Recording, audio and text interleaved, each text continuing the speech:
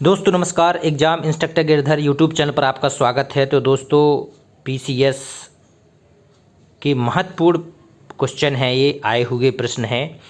तो आज के इस अंक में प्राग मौर्य युगीन मतलब मौर्य साम्राज्य के पहले की क्या स्थिति थी, राज व्यवस्था, अर्थव्यवस्था, सामाजिक स्थिति, तो उसी से संबंधित महत्वपूर्ण प्रश्न रहेंगे, जिसमें कई राजवंश रहेंगे और बौद्ध जैन के भी क्वेश्चन रहेंगे। तो आज के 100 प्रश्न हैं महत्वपूर्ण राजनीतिक स्थिति से संबंधित प्राग मौर्य के, जी परीक्षाओं में आए हैं और आगे जो आरओ ईआरओ की एग्ज़ाम होना है उसके लिए बहुत ही महत्वपूर्ण है। अगर आपको अधिकारी बनना है तो ये सारे क्वेश्चन रिवाइज करने ही पड़ेंगे। अगर आपको अच्छी जॉब चाहिए है तो ये सारे रिवाइज कर लो एक बार। तो आइए करते हैं वीडियो शुरू। जो नए हैं चैनल को जरूर सब्सक्राइब कर लेना, शेयर कर देना। प्राचीन बौद्ध साहित्य में उल्लिखित जीवक कौन था? जीवक एक वैद्य था। किसका वैद्य था? जीवक मगध नरेश बिंबिसार का राजवैद्य था। जीवक को ही अवंती नरेश प्रघोत के इलाज हेतु भेजा गया था। तो ऐसे क्वेश्चन आपको रिवाइज करने पड़ेंगे। बैक्टीरिया जो प्रारंभिक काल में अंतर्राष्ट्रीय व्यापार तंत्र का मूल क्षेत्र था, आज के निम्नलिखित में से किस देश में स्थित है? जो बैक्टीरिया है ये अफ़गानिस्तान में था। एक चित्र आया था एग्ज़ाम में कि देखो ये मैप है, भारत का टेढ़ा मेढ़ा बना है, तो एक क्या है, दो क्या है, तीन क्या है, चार क्या है। तो इसमें विकल्प थे। तो एक तो है देखो पुष्कलावती, और बी रोहतक, तीन महेशमती और कौशाम्बी। ऐसे भी प्रश्न पूछ लिए जाते हैं। देखो प्राचीन भारत में घटी यंत्र का प्रयोग किस कार्य के लिए होता था? घटी यंत्र जो होता था कूपों से सिंचाई करने में होता था। कुओं से सिंचाई करने में इस घटी यंत्र का प्रयोग किया जाता था। जातकों में उल्लिखित हीन शिल्प निम्नलिखित में से कौन सा है? हीन शिल्प माना जाता था, देखो इसमें काष्ठ शिल्पी, कसाई और व्याघ्र एवं फंदागिरी और दंतकार। कसाई और व्याघ्र और फंदागिरी ये निम्न माने जाते थे। महत्वपूर्ण व्यापारिक केंद्र प्रतिष्ठान किस नदी के किनारे बसा है? प्रतिष्ठान बसा था गोदावरी नदी के किनारे पे। गोदावरी, ये प्रतिष्ठान किस किनारे पे? गोदावरी। निम्नलिखित में से किससे श्रेणी शब्द की सर्वाधिक उपयुक्त व्याख्या होती है? श्रेणी क्या थे? एक व्यवसाय करने वाले एक या एक से अधिक जाति के लोगों का एक संगठन था जिसे श्रेणी कहा जाता था। अनेक प्रारंभिक बौद्ध ग्रंथों में चार वर्णों का सोपान क्रम क्या है? चार का देखो इसमें क्षत्रिय, ब्राह्मण, वैश्य और शूद्र। इसमें बौद्ध ग्रंथों में क्षत्रियों को ब्राह्मण से ऊंचा दिखाया गया है। बौद्ध ग्रंथों में क्षत्रिय वर्ग को ब्राह्मण की अपेक्षा सामाजिक व्यवस्था में उच्चतम स्थान प्रदान करते हैं। सुनिश्चित कीजिए इसमें क्या क्या है। देखो व्यापारी है, शिल्पी है, श्रेणियों का संघ है, कारवा का सरदार है। तो इसमें देखो व्यापारी को सेठी बोलते थे, शिल्पी को जेठक बोलते थे, श्रेणियों के संघ को भांडागारिक बोलते थे और कारवां का जो सरदार था उसे सत्यवाह बोला जाता। सत्यवाह।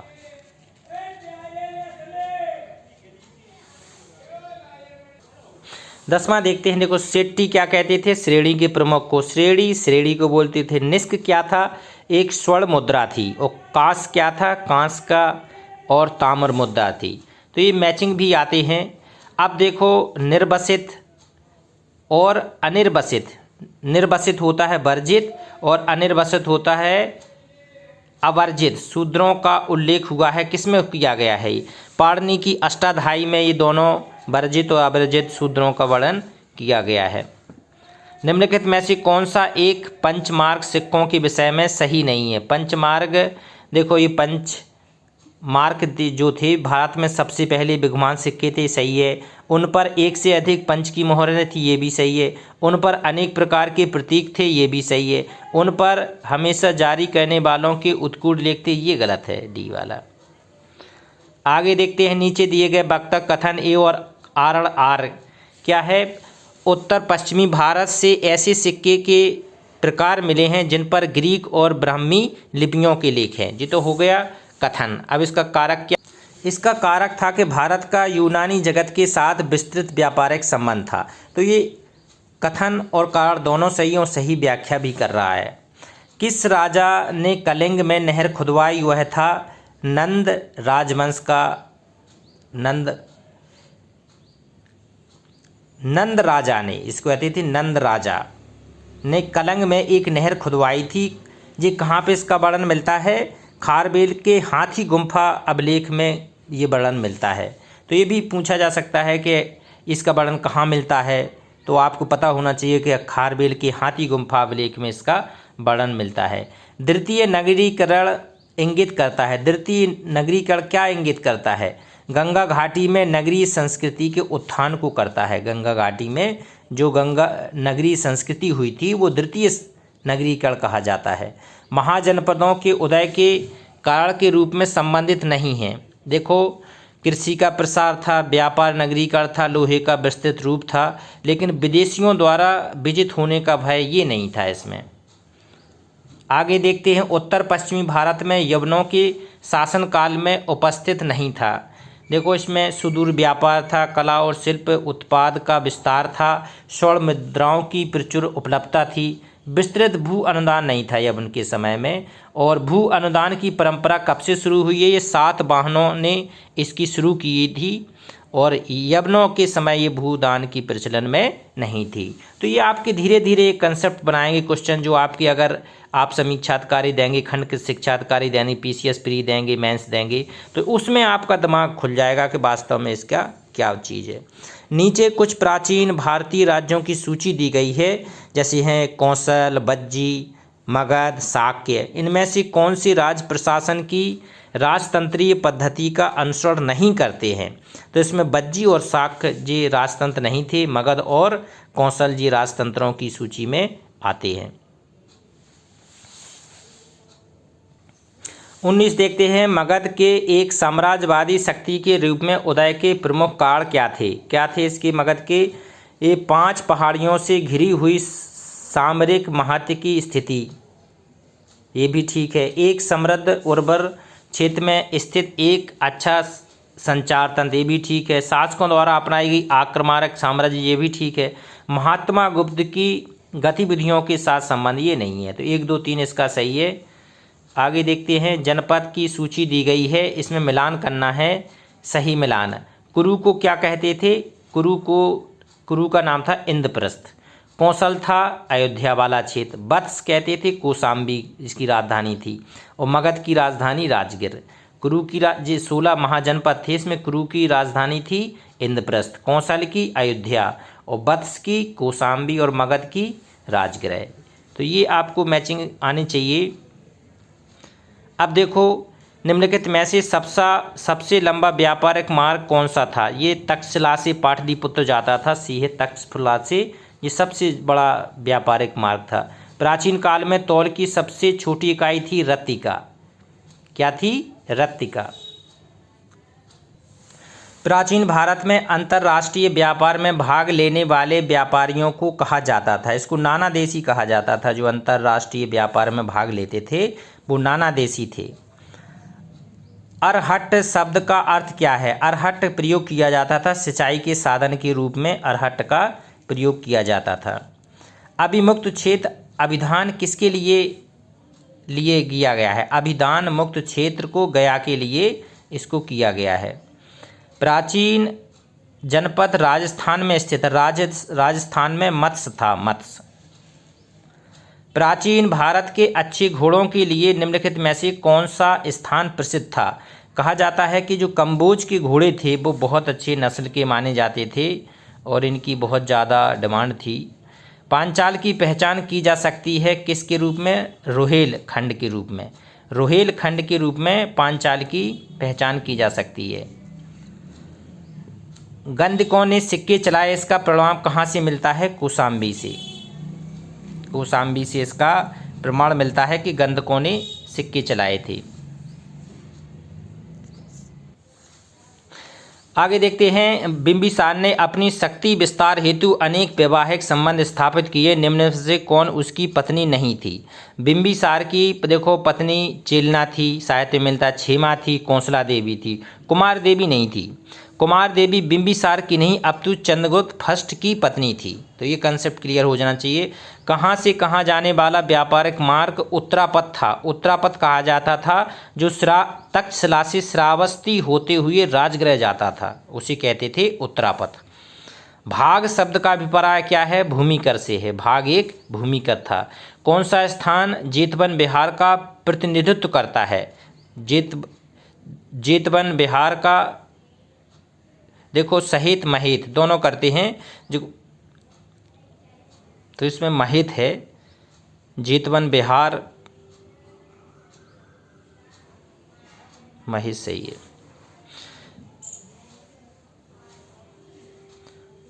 असमक महाजनपद का प्रमुख नगर कौन था? पोतन। निम्नलिखित में से नगरों में से अपने नाम के सिक्के किसने चलवाए थे? देखो सभी ने सिक्के चलवाए थे।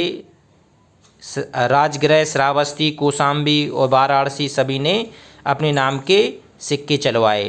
अब सूची 1 और 2 दी है, इसमें देखो इसमें भी मैचिंग करना है। असमक पोतन, मूलक प्रतिष्ठान, कलिंग की तोसली और अवंती उज्जैनी, ये सारी मैचिंग सही है। तो इसका होना चाहिए 1 2 3 4 सही मिलान इसकी की गई है। अनिर्वसित शब्द का संबंध किससे था? ये शूद्रों के लिए था, निर्वसत और अनिर्वसत। ये किस में इनका वर्णन किया गया है? पाणिनि की अष्टाध्यायी में बताए गए हैं ये सूत्र। अनिर्वसत शूद्रों के लिए था ये। अब देखो प्राचीन राज उनकी प्रमुख नगर, असमक का राज प्रमुख नगर था पोतन, अवंती का महेशमती, कलिंग का दंतपुत्र और सौबीर ये रौरूप। बलि और भाग क्या थे? ये राजस्व के साधन थे। बलि और भाग राजस्व के साधन थे, बलि और भाग। कारसापड़ किस लिए प्रयोग किया जाता था? ये वस्तुएं खरीदने के लिए किया जाता था कारसापड़ का प्रयोग। तो जो साथी नए हैं जरूर चैनल को सब्सक्राइब करके लाइक जरूर करते रहना, तभी हमें उत्साह मिलेगा। बलि और भाग क्या थे? ये राजस्व के साधन थे बलि और भाग। श्रेणी क्या थे? आर्थिक निगम को श्रेणी कहा जाता था। अष्टाध्यायी की लेखक कौन थी? पाणिनि की अष्टाध्यायी ये व्याकरण की रचना है। श्रेणी किसे कहते थे? व्यापारिक वाले संघ को श्रेणी कहते थे। प्रथम बौद्ध महासभा किसके शासनकाल में हुई थी? अजातशत्रु की में 4 शासन हुई थी, जिसमें प्रथम हुई थी अजातशत्रु के समय में हुई थी। कहाँ पे? राजगृह की सप्तपर्णी गुफा में हुई थी और इसकी अध्यक्षता की थी महाकश्यप ने। गंगा की बाढ़ से हस्तिनापुर के नष्ट हो जाने पर पांडवों ने अपनी राजधानी कहाँ बनाई थी? कौशाम्बी में। काशी महाजनपद निम्न में से किसके लिए प्रसिद्ध था? सूती एवं रेशम वस्त्र के लिए काशी महाजनपद प्रसिद्ध था। 6वीं 5वीं शताब्दी ईसा पूर्व में किस क्षेत्र में गणतंत्रात्मक शासन था? वैशाली में।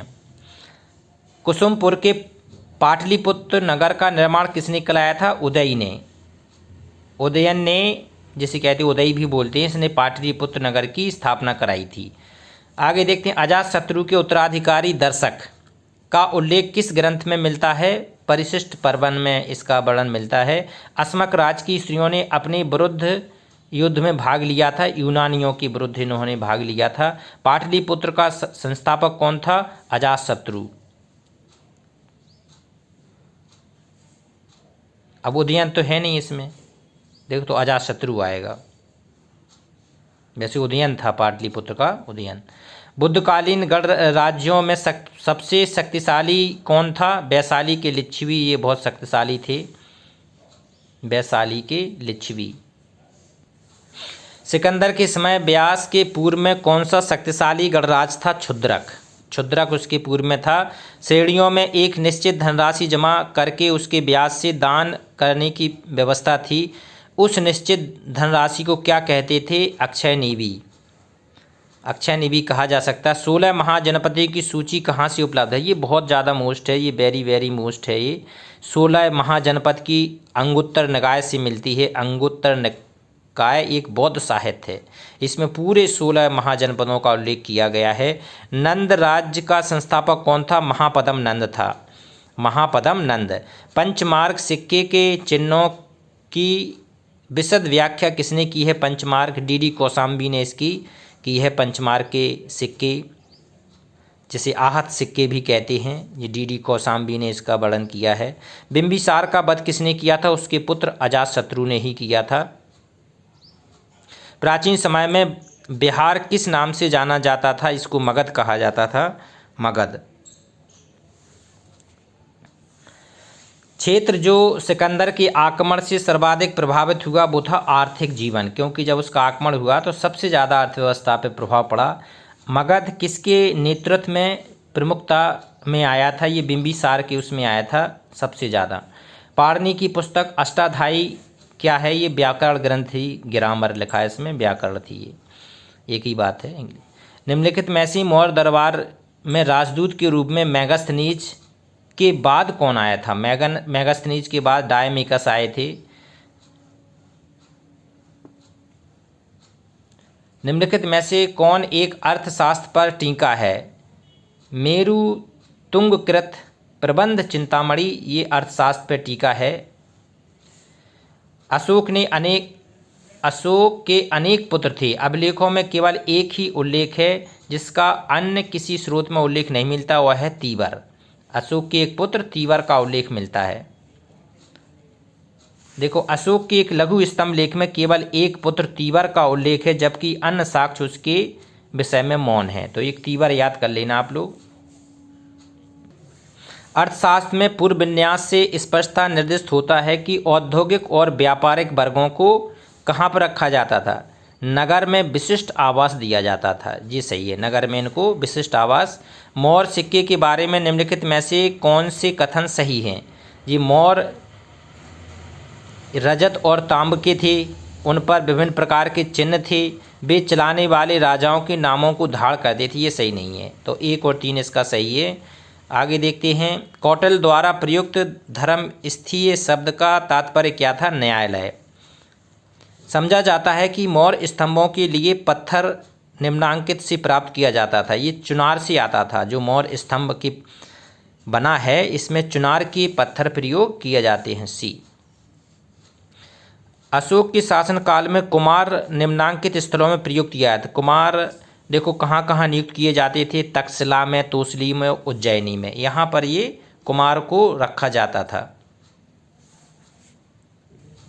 देव मात्र का शब्द का क्या आश्रय था? वर्षा युक्त प्रदेश। वर्षा युक्त प्रदेश को देव मात्र का कहा जाता था।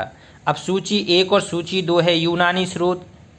ये वह साधारण कुल में पैदा हुआ था। जैन स्रोत वह ग्राम की मुखिया की दुहता का पुत्र था। जो चंद्रगुप्त मौर्य के बारे में है। बौद्ध साहित्य कहते हैं वह एक क्षत्रिय प्रमुख का पुत्र था। ब्राह्मण कहते हैं वह एक शूद्र था। तो ये चंद्रगुप्त प्रथम के बारे में बात की गई है। निम्नलिखित में से कहाँ चंद्रगुप्त सभा, चंद्रगुप्त मौर्य की परिषद का उल्लेख मिलता है? अर्थशास्त्र में। कहाँ से प्राप्त अभिलेखों में अशोक का नाम उल्लेखित हुआ है? नटरूर, उदयगोलम, मास्की और गुर्जरा। इन अभिलेखों में अशोक का नाम व्यक्तिगत नाम भी मिलता है। मास्की, गुजर्रा, नेटूर और उदयगोलम, ये 4 याद कर लेना जहाँ पे अशोक का नाम मिलता है उसके लेखों में। धम्म शब्द से अशोक का निम्नलिखित में से क्या अभिप्राय था? धम्म देखो, माता पिता की शुश्रूषा ये था, उसमें जीवों के प्रति अहिंसा ये भी था, खर्च और बचत दोनों में मिताचार ये भी था, अपने धर्म के प्रति दृढ़ भक्ति ये नहीं थी। तो 2, 3, 4 हो जाएगा इसका। आगे देखते हैं। वह मौर्य राजा जो अमित्रघात के नाम से जाना जाता था। बिंदुसार को अमित्रघात कहा जाता था। अमित्रघात क्या होता था? शत्रुओं के नाश करने वाला कहा गया है बिंदुसार को, शत्रुओं का नाश करने वाला। चंद्रगुप्त मौर्य के शासनकाल में सौराष्ट्र में सुदर्शन झील तड़ाग के निर्माण का श्रेय किसे जाता था? वैश्य पुष्यगुप्त को जाता है। इसने सौराष्ट्र में सुदर्शन झील का निर्माण कराया था। निम्नलिखित में से किस अभिलेखों में उन राजकीय अन्नागारों का उल्लेख है जिसकी स्थापना ईसा पूर्व समय में दुर्भिक्ष की विपत्ति से निपटने के लिए की गई थी? तो सोहगौरा और महास्थान फलक के अभिलेख में इसमें वर्णन किया गया है। अशोक ने कहाँ चोल, पांड, केरल पुत्र और सतीय पुत्रों को अपनी पड़ोसी शक्तियों के रूप में उल्लेख किया है? शिलालेख 2 में अशोक ने कहा है कि हमारे पड़ोसी शक्तियों में चोल थे, पांड थे, केरल पुत्र थे, सतीय पुत्र थे, इन्होंने इसमें कहा है। बिंदुसार के शासनकाल में कहाँ पर विद्रोह हुआ था? तक्षशिला में विद्रोह हुआ था। सी, बिंदुसार के समय में तक्षशिला में विद्रोह हुआ। किस ग्रंथ में चंद्रगुप्त मौर्य का विशिष्ट रूप में वर्णन हुआ है? विशाख दत्त के रूप में। खरोष्ठी लिपि की उत्पत्ति किससे हुई है? अरमाइक से हुई है। निम्नलिखित में से कौन अशोक के विजित में से थे? देखो, जिसको अशोक ने विजित किया था वो था योन, गांधार और भोज। सतीपुत्र को नहीं किया था इन्होंने। सतीपुत्र दूसरे शिलालेख में है, इसको नहीं विजय किया था। जो बाहर के थे उन्हें विजित किया था। मौर्य काल में लक्षणाध्यक्ष कौन था? लक्षणाध्यक्ष था टकसाल का प्रभारी अधिकारी को लक्षणाध्यक्ष कहा जाता था। किसी भी प्रकार की जाति से बाहर विवाह करने, एक व्यवसाय या व्यापार से दूसरे में परिवर्तन करने अथवा एक से अधिक कारोबार करने की अनुमति नहीं थी। यह टिप्पणी किसने दी थी? ये दी थी मेगास्थनीज ने, अपने आत्मकथा लिखी उसमें, यात्रा वर्णन, उसमें इसमें वर्णन किया है। मेगास्थनीज द्वारा डायनिसस हेरेक्लीस के रूप में वर्णित 2 भारतीय देवताओं की पहचान की गई है। वो कौन थे? देखो, डायोनिसस तो थे कृष्ण भगवान और हेरेक्लीस थे, नहीं, डायोनिसस थे शिव भगवान और हेरेक्लीस थे कृष्ण भगवान।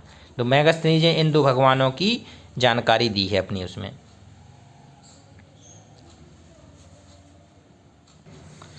मौर्य अशोक के अधिकांश लेख प्राकृत भाषा में हैं क्योंकि यह अधिकांश लोगों द्वारा समझी जाती थी। ये सही है। अशोक के अभिलेखों में निम्नलिखित में से किस बात का ज्ञान नहीं है? उसने उच्च सरकारी पदों पर बौद्ध धर्म के अनुयायियों को नियुक्त किया था। नहीं, उसने सबको किया था, यही गलत हो गया। निम्नलिखित में से कहाँ अशोक का नाम मिलता है? अशोक का निट्टूर अभिलेख में मिलता है और रुद्रदामन की जूनागढ़ अभिलेख में मिलता है। समुद्रगुप्त के इलाहाबाद स्तंभ में नहीं मिलता और खारवेल की हाथी गुम्फा में भी नहीं मिलता इसका।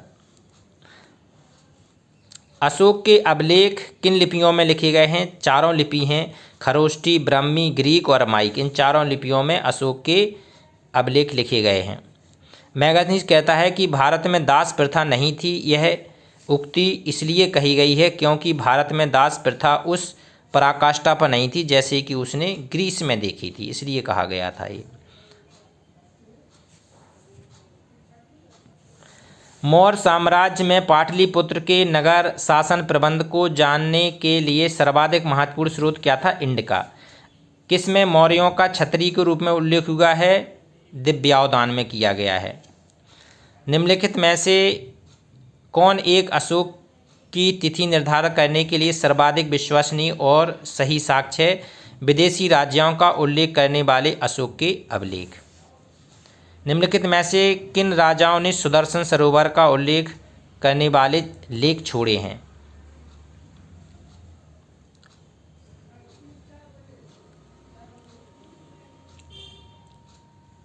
देखो, इसमें पूरा नहीं लिखा है, 2 और 4, तो 4 नहीं है। रुद्रदामन में तो इसका वर्णन है और स्कंदगुप्त में, तो जो पूरा क्वेश्चन नहीं है, रुद्रदामन और स्कंदगुप्त 2 में है रुद्रदामन और 4 में है स्कंदगुप्त। 2 और 4 इसका सही है, रुद्रदामन और स्कंदगुप्त। अन्य राष्ट्रों में लड़ाइयों में भूमि को नष्ट करने का चलन है। भारतीयों ने भूमि जोतने वाले पड़ोस में लड़ाई चलने रहने के बावजूद किसी भी संकट के भाव से उद्विग्न नहीं होते और उत्पीड़न नहीं होते, ये मेगास्थनीज कहा है। और पतंजलि का साक्ष्य देता है कि मौर्य काल में धन के लिए नए पथ और अंधविश्वास प्रवर्तित थे। कारण क्या था? राज्य में किसी भी अप्रत्याशित आर्थिक संकट का सामना करने के लिए कोषागार का पर्याप्त भरा रहना आवश्यक था। तो ये सही व्याख्या नहीं करता, लेकिन दोनों सही हैं। 99 हो गए। एक प्रश्न और रह गया है, तो आज का ये वीडियो 100वां प्रश्न, अंतिम प्रश्न। निम्नलिखित में से कौन से मौर्य काल की भौतिक संस्कृति के आधार थे? कौन कौन से थे? लोहे का अत्यधिक प्रयोग, सही बात है। आहत सिक्के का बाहुल होते थे, उत्तरी काली काली पुलिस वाले मृदभांड होते थे, पकी हुई ईंट होती थी, बलाय कूपों का प्रयोग होता था। मतलब सब सही है। तो इस प्रकार से ये प्राग मौर्य कालीन राजनीतिक स्थिति के 100 प्रश्न हो गए। अब धार्मिक, आर्थिक ये भी आएंगे, तो इससे आपको पूरा सब कुछ क्लियर हो जाएगा। आप सारी प्राग मौर्य के 3 वीडियो आएंगे, ठीक है। 300 प्रश्न में पूरा सब कुछ हल हो जाएगा। जी पुराने आए हुए प्रश्न हैं तो आ भी सकते हैं, तो इसको आप ज़रूर, ये सीरीज चलती रहेगी, आप लोग ज़रूर इसको शेयर करें और डेली इसमें ये प्रैक्टिस किया करें, जिससे आपको अधिक से अधिक क्वेश्चनों का लाभ मिल सके। नमस्कार।